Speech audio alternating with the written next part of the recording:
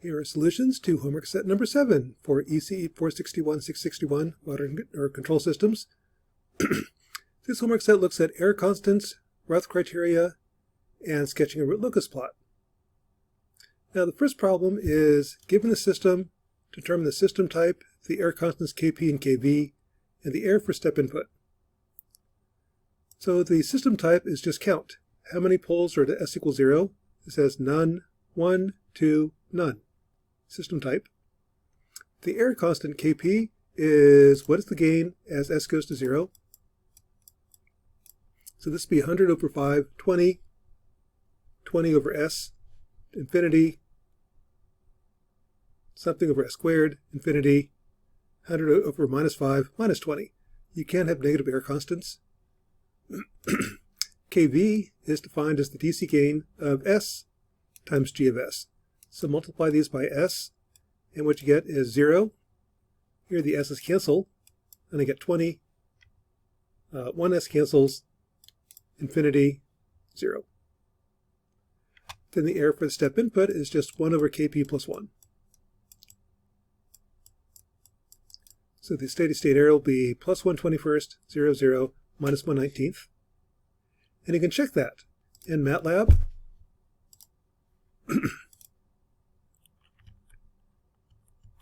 I can input the system g of s, like the first one, close the system, g over 1 plus g, plot the step response, and what you get is this. I miss 1 by the steady state error, 1 over 21. Or the last case, where the pole is at plus 1, form the closed loop system, plot the step response, and I overshoot 1 by 1 over 19. So that's problem 1, the error constants. On problem number 2, that looks at Routh criteria. If I have a polynomial like this, what range of k results in a stable system? Well, the approach is to first multiply this out. Gives you s cubed plus 17s squared plus 54s minus 72 plus 3k equals 0. Form the Routh table. So this would be the s cubed term, 54s, and nothing. The even terms, 17s squared, 3k minus 72. Now the Routh table. Actually, what I first do is fill in the terms you know. When I've got 2 zeros to the right, this becomes 0. 2 zeros to the right, that becomes 0. 1 0 to the right, that just drops down. So the one you got to work for is right here. That's minus the determinant of 117, 54, 3k minus 72, all over 17. Multiplying it, 17 times 54 minus 3k minus 72 over 17 gives you 58.2 minus 0.17k. Then once you're done, there can be no sign flips on the first column. So positive, positive. This has to be positive, meaning k is less than 330. This has to be positive. K is greater than 24. So the result is k is between 24 and 330.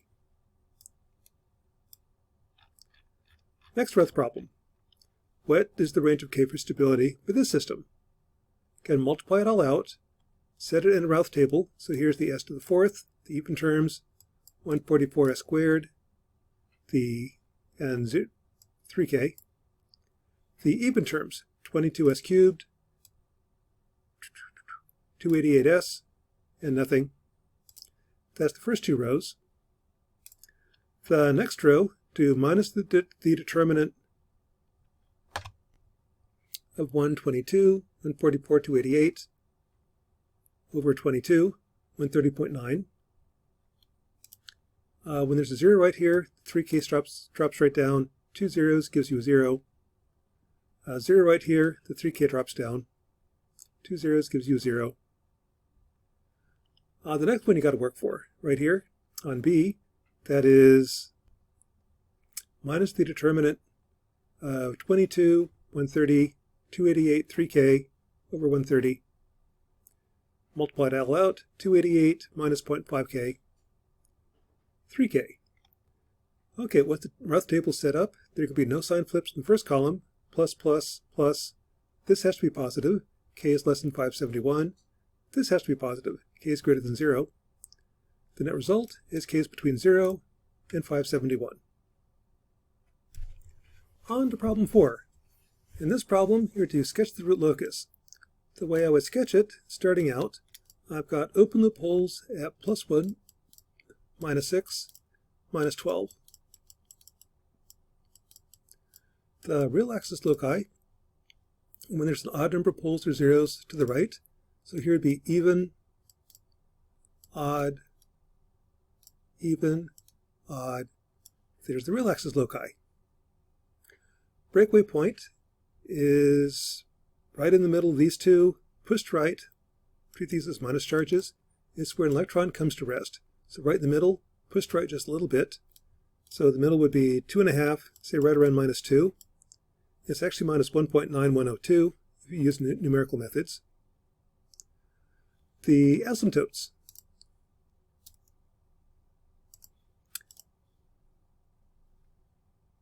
So next step, draw in the asymptotes. I have 3 poles, no zeros, so I have 3 asymptotes. That'll go split up the S-plane symmetrically, and there's 2 ways to do that. On the left or the right. This part says this is the correct one, so it's going to be +60, -60, 180, or 6 times phi is 180, solve for phi, and you get +/-60, 180. The intercept is the center mass, so -12, -18, -17 over 3, 5 3/4. So it goes up at 60 degrees, -60 degrees, 180. Those are the asymptotes. At that point, you can draw the root locus. They go from the breakaway point to the asymptote, and right about here is the j-omega crossing. If you calculate the j-omega crossing, that you almost have to do with a numerical search. Search up and down the j-omega axis till the angles add up to 180, and you wind up at j7.34. So put it all together. Here's what the root locus should look like. There's the real axis loci, the asymptotes centered at -5, whatever that, 18, 17 over 3. Breakaway point, j-omega crossing. Root locus goes from the breakaway point through the j-omega crossing to the asymptotes. Last problem is sketch the root locus for this system. Again, what I would do is start with poles at 0, -4, -6, -12. Real axis loci will be where there's an odd number to the right, so even, odd, odd. I have the breakaway point is right in the middle, pushed right just a little bit, right in the middle, pushed left a little bit. They're actually -1.42 and -10.04. Solve using numerical methods. What I do is I just search at x plus j.01 till the angles add up to 180, and that's your breakaway point. Asymptotes. I have 4 asymptotes. The center mass is the average of 0, -4, -10, -6, -12. It's 1822 over 4. That's 5.2. About here. 4 times phi is 180. Gives you +45 degrees, -45 degrees, +135, -135. Basically split the plane symmetrically 4 ways. Gives you this pattern. And then I go from the breakaway point to the asymptotes, passing through the j-omega crossing. And to find the j-omega crossing, kind of estimate it, or do a numerical search. What you wind up with is this graph. So there's the real axis loci, breakaway point, goes up the breakaway point, through the j-omega crossing to this asymptote, goes from the breakaway point to the other asymptote. And that is homework set number 7 for ECE 461. Oh, and one sidelight. On a test, what I might ask would be, I would give you the root locus plot because people online will have access to MATLAB. They can just sketch it. You would have the root locus with the blue lines on it. Add everything else.